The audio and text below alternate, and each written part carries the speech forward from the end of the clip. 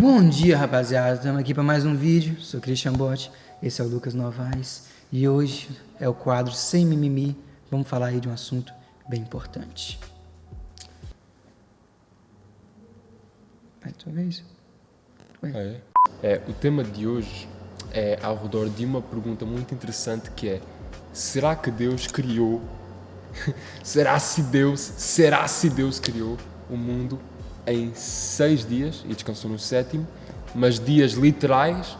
Ou será que na verdade não foram só 6 dias, foi mais? Porque como a gente sabe, né, a ciência acredita que foram milhões e milhões de anos. O processo da criação de tudo o que a gente conhece hoje, até ao ser humano, né? Então é basicamente isso. Este vídeo não é um vídeo, digamos, de opinião. É sem mimimi porque estamos a tratar de um assunto mais complicado, mas nós vamos apresentar duas opiniões diferentes e vamos simplesmente expô-las, né? Então não há treta. Por favor, não nos cancelem na internet, tá? É só esse positivo, não nos cancelem, pelo amor de Deus. Mas aí, rapaziada, para entender isso, temos que estudar o quê? Gênesis, a criação. É o primeiro livro da Bíblia, tá? Gênesis. Assim, primeiro livro no sentido de que, né, ordem que está na Bíblia. A ordem que está na Bíblia, não supostamente, não necessariamente o primeiro livro a ter sido do escrito. Exatamente, já do fica aí escrito. A dica, já. Mas aí, rapaziada, primeiro vamos entender noção de tempo. Tem uma coisa que a gente lê a Bíblia, mas a gente não lê direito, Lucas. É porque a gente não entende a noção de tempo, tá ligado? Um exemplo está em Gênesis 9:20, que diz o seguinte: sendo Noé lavrador, passou a plantar uma vinha. Bebendo do vinho, embriagou-se e se pôs nu dentro da sua tenda. É engraçado, né, que a gente lê isso aqui seguido assim, mas entre esse plantou uma vinha e bebendo do vinho, demorou em média de 2 a 3 anos, que é o tempo de uma vinha dar o seu fruto. Ou seja, temos que ter noção de tempo para ler Gênesis em algumas ocasiões. Na verdade, a Bíblia inteira, né? Porque se a gente não tiver noção de tempo, a gente vai ler tipo as coisas seguidas assim, tipo, aconteceu isso. Como a gente acabou de referir, por exemplo, Gênesis é o primeiro livro na Bíblia, né, por ordem, mas por ordem cronológica, digamos assim, não foi o primeiro a ter sido escrito. Não. Porque nem tudo está necessariamente em ordem cronológica. Exatamente. Sim, a Bíblia começa com a criação em Gênesis e acaba em Apocalipse, que é o fim de tudo, mas não é tudo necessariamente em ordem cronológica. É uma ordem que dê pra gente entender, foi feito para isso. A Bíblia foi feita em uma ordem. É uma ordem lógica, né? Mas não é ordem de escrita, tá, gente? Então, continuando, será que foram 6 dias, né, a criação, ou será que, na verdade, cada um desses dias representa, na verdade, talvez milhões de anos, né, no processo? Mas, recapitulando, para quem não conhece, talvez, muito bem Gênesis, a criação é dita da seguinte forma: no primeiro dia, Deus criou a luz. E não é o sol, não é a lua, e não são as estrelas. É o quê? É a luz que existe no espaço, digamos assim. A luz que existe sem ser tipo as estrelas, digamos assim. Inclusive, a ciência comprova isso. No mundo de hoje em dia, há pontos de luz no espaço, mas não são estrelas nem nada. Só há pontos de luz, entende? Imagina, um planeta do outro é não sei quantos anos de luz. Mas essa luz não está a falar da luz do Sol, não está a falar na luz da nossa Lua, não está a falar da luz de nenhuma estrela. É mesmo a luz que existe, simplesmente, porque sim, que Deus criou.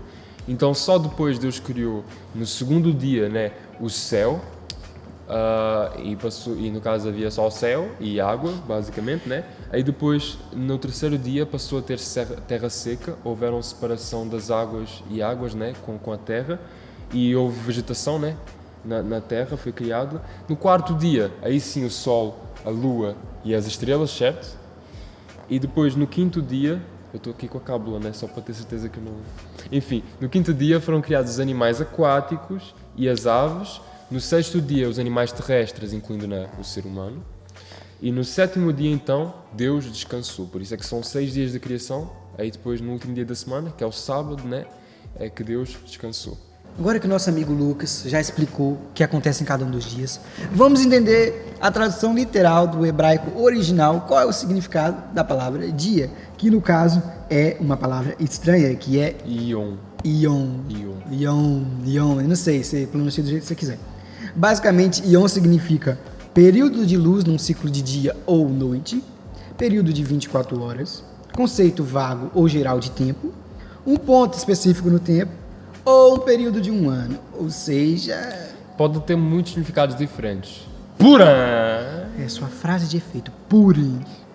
Porém, como o nosso Lucas disse, para entender melhor isso da Bíblia, geralmente quando a Bíblia se refere a dias específicos, no caso de tempo de 24 horas, ela coloca um cardeal, a palavra Ion, e um período. Ou seja, na criação, Deus coloca dia 1, houve isso, e houve-se amanhã e a tarde do dia tal. Ou seja, especifica mesmo que, na verdade, foram dias de 24 horas e não um período enorme de tempo. Ou seja, no restante do Velho Testamento, quando fala-se de um dia literal, fala-se exatamente da mesma maneira. Então dá a entender, assim, à primeira leitura, que realmente são dias literais. Ou seja, esse é o primeiro argumento, né, dessa teoria de que eram dias literais. Não Exatamente. E o próprio hebraico original, ele dá muitas oportunidades, muitas formas de Deus falar que foi um longo período de tempo, mas meio que ficou de forma bem específica ali, 24, entende? Ou seja, tá virado para aí. Mas e aí, Lucas? Vamos refutar um pouco isso aqui, né? Porque a gente falou que ia falar dos dois. Não, mas tem mais outra,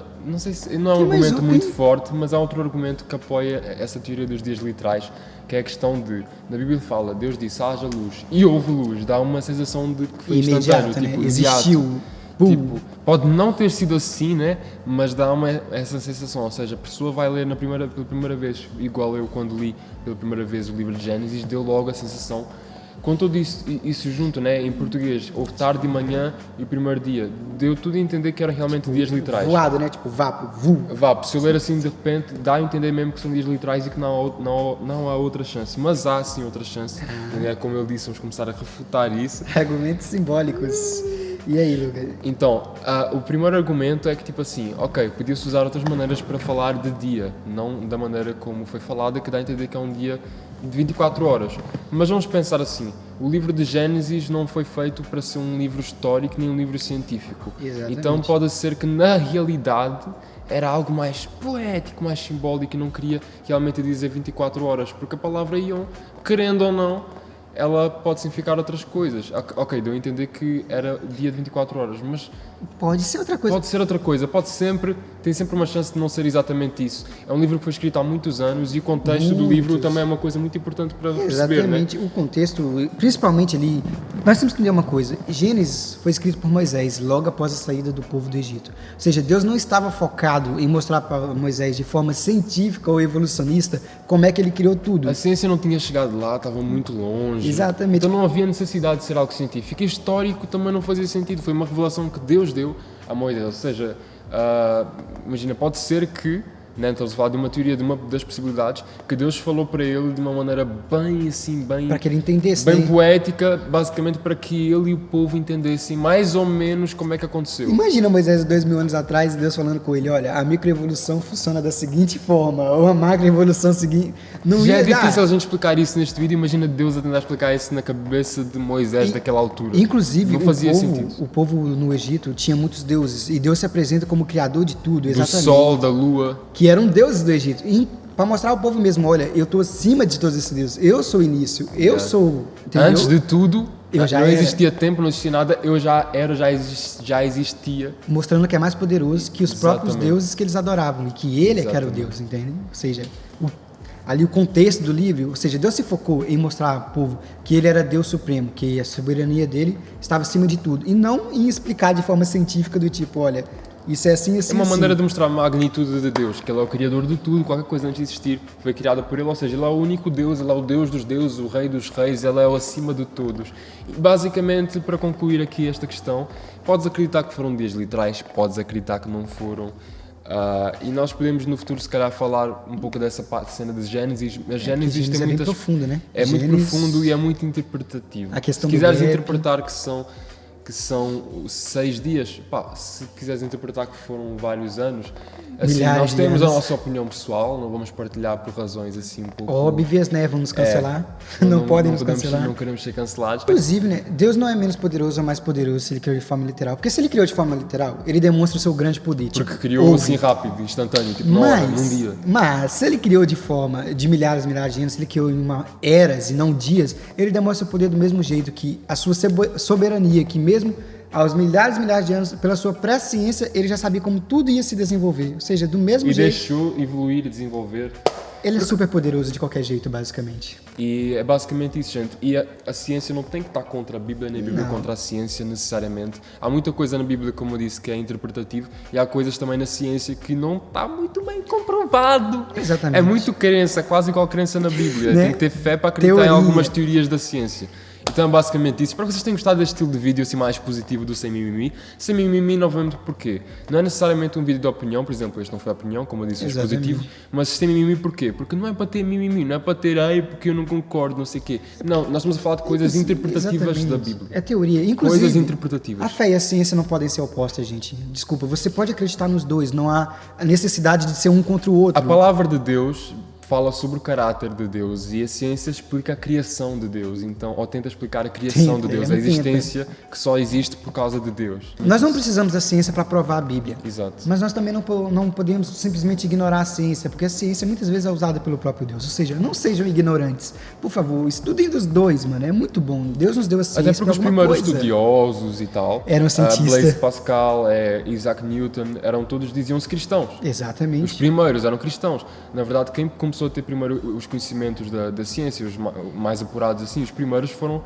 quem estudava na igreja. O pessoal da igreja foram os primeiros. E Isaías, por acaso, foi o primeiro da Bíblia a dizer que a Terra, na verdade, tinha um formato de esfera, acredita? Só a ponto de curiosidade, ou seja, tá ligado como é que é? Pois é, e novamente, né, se vocês quiserem mais, avisem mesmo, deem o vosso Deixem feedback. Foi divertido, deu um pouco de trabalho, mas foi divertido. Um pouco de trabalho. Estudar, uma semana para fazer estudando, este vídeo. 2 horas de chamada para definir um roteiro. Olha o trabalho que a gente teve. Deixa o like e compartilha, né, gente? Deixa o like aí. Chegámos a 100 inscritos. Graças Vai ter novidade aí.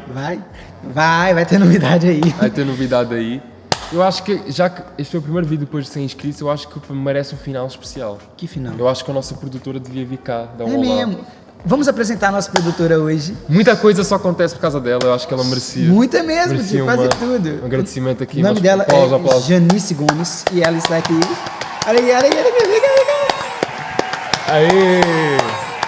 Só acontece por causa dela, tá, gente? Vocês lembram dos fundos antigos, dos primeiros 3 vídeos? Então, isso mudou por causa dela. Quando ela fala haja luz e há luz aqui no vídeo, entendeu? Mas é bem tudo isso, assim. Mas, gente, se você quer começar um canal no YouTube, tenha alguém como a Jane. É muito importante. Nossa. É nóis. Pô. Tem um boné, não? Eu tô precisando de um boné.